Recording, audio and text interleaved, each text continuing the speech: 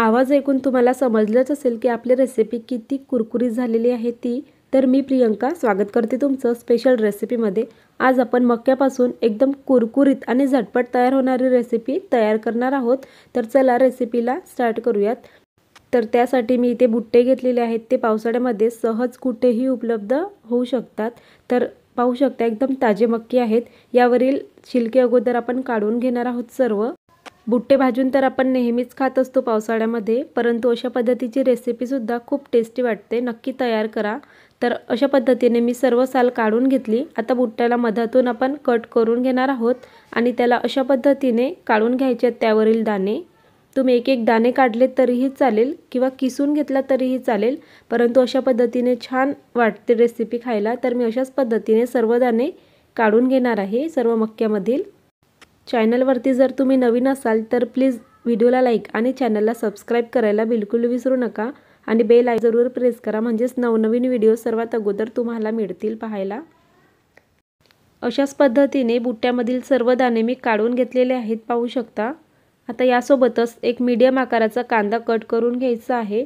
तर मी त्याला बारीक असं कट करून घेणार आहे।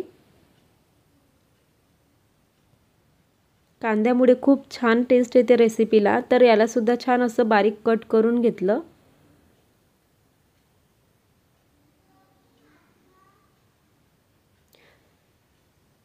सोबतच इथे कोथिंबीर घ्यायचं आहे भरपूर, याला सुद्धा एकदम बारीक असं कट करून घ्यायचं। तुम्ही वाटलं तर यामध्ये गाजर, शिमला मिरची सुद्धा ॲड करून घेऊ शकता तुमच्या आवडीनुसार। आता सर्व कट केलेली जिन्नस एका बाउलमध्ये ट्रान्सफर करून घ्यायची आहे सर्व।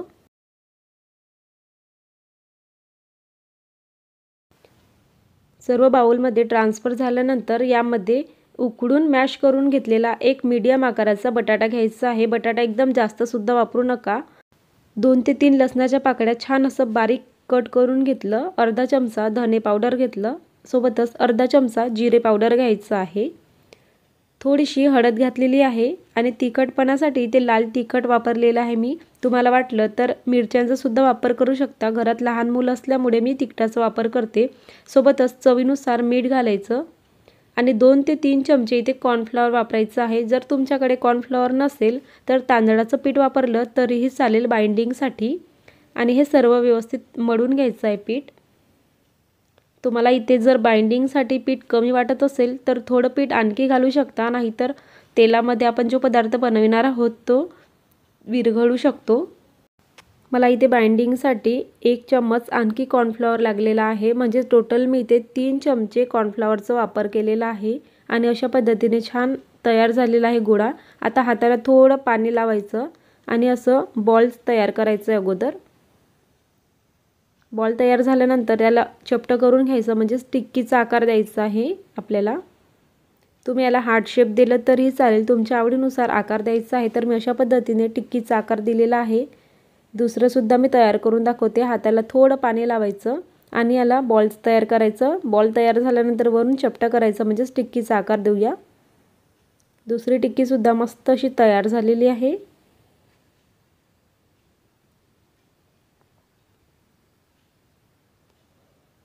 सर्व टिक्की मी अशाच पद्धतीने तयार करून घेते। तर सुरुवातीला मी इथे एवढ्या टिक्क्या तयार करून घेतलेल्या आहेत, पाहू शकता। आता आपण यांना थोडं फ्राय करून घेऊया। तुम्हाला वाटलं तर डीप फ्राय सुद्धा करून घेऊ शकता, परंतु मी शॅलो फ्राय करणार आहे, छान क्रिस्पी होतात। तर 1 ते 1.5 चमचा तेल घालायचं आणि कढईमध्ये जमतील तेवढे टिक्के इथे मी सोडणार आहे।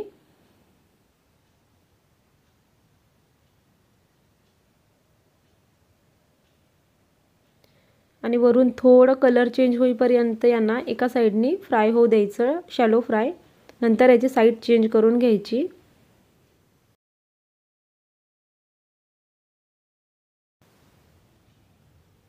दुसऱ्या साईडने सुद्धा अशाच पद्धतीने गोल्डन कलर येईपर्यंत फ्राय करून घ्यायचे आहेत सर्व टिक्क्या।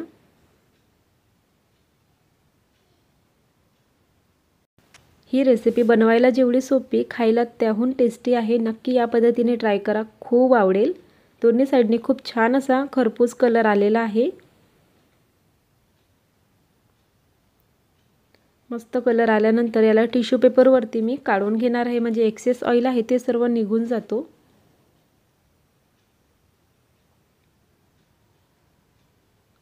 आणि उरलेल्या सर्व टिक्कीज मी याच पद्धतीने फ्राय करून घेते। तर सर्वात अगोदर एक बॅच आपली फ्राय झालेली आहे छान असं गोल्डन कलर येईपर्यंत।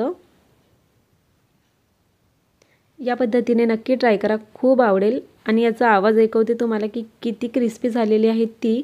दिसायला एकदम भारी वाटत आहे, कोणत्याही प्रकारच्या चटणीची आवश्यकता पडणार नाही।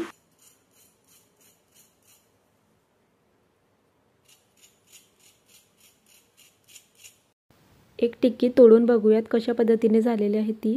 आणि रेसिपी जर आवडली असेल तर प्लीज व्हिडिओला लाईक आणि चॅनलला सबस्क्राईब करायला बिलकुल विसरू नका। पुन्हा भेटूयात अशाच प्रकारच्या नवीन रेसिपीसह।